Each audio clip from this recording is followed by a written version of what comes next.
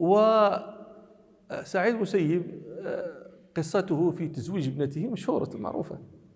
كان أحد تلاميذه ابن أبي وداعة ملازما لحلقته فغاب عنها أياما، فلما جاء سأله عن سبب تغيبه فقال: توفيت زوجتي فاشتغلت بها بتغسيلها وتجهيزها إلى آخره. فقال سعيد: هلا آذنتنا فشهدناها. ثم بعد وقت قال له: هل استحدثت أهلا؟ قال هذاك ابن أبي وداعة: قال: يرحمك الله من يزوجني وما أملك إلا درهمين أو 3. فقال سعيد: أنا. قال ذاك: وتفعل؟ درهم. لا، ثم انتبهوا، هذا رجل سعيد المسيب يخطب إليه الخليفة فمن دونه. لا تسمعوا سعيد المسيب وفقيه وكذا، هو جاهد المعقول. أقول لك يخطب إليه الخليفة يقول له نجوجك، يقول له ما تنفكر. فهذاك يقول له: من يزوج؟ قال: أنا. قال: وتفعل؟ قال: نعم. فحمد الله سعيد وصلى على نبيه صلى الله عليه وسلم ثم زوجه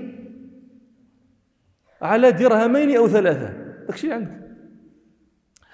قال هذا ابن أبي وداعة قال: فانصرفت ولا أدري ما أصنع من الفرح. قال: فرجعت بيتي وجلست أفكر في ممن أستدين. درهم 3. قال: فأذن المغرب فذهبت فصليت ورجعت فقدمت عشائي وكنت صائما وكان خبزا وزيتا. قال: فطرق الباب فقلت: من؟ قال: سعيد. قال: ففكرت في كل سعيد أعرفه إلا سعيد المسيب لأنه ما رؤي منذ 40 سنة إلا بين المسجد وبيته، فهذا ما يمشي عند أحد. قال: ففتحت الباب فإذا سعيد. قال: فظننت أنه قد بدا له، يعني كأنه ندم وأراد أن يتراجع، هذا الذي ظن ذاك. قال: فظننت أنه قد بدا له فقلت له: يرحمك الله يا أبا محمد، ألا دعوتني فآتيك؟ فقال سعيد المسيب: بل كنت أنت أحق أن تؤتى، فإنك كنت رجلا عزبا ثم تزوجت فكرهت أن تبيت من غير مرأتك وهي هذه.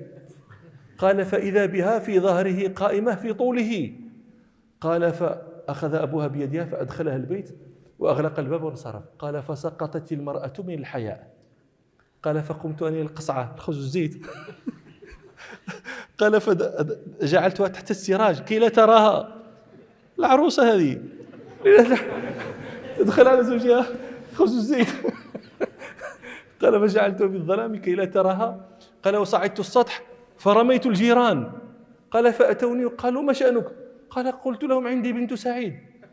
قال: فسمعت بذلك أمي فقالت لي: وجهي من وجهك حرام إن مسستها قبل أن أصنع بها ما يصنع بصالح نساء قريش.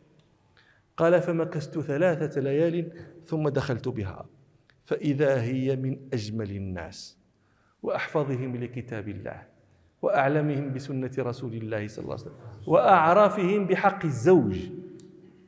قال: فمكثت شهرا لا آتي سعيد بن المسيب.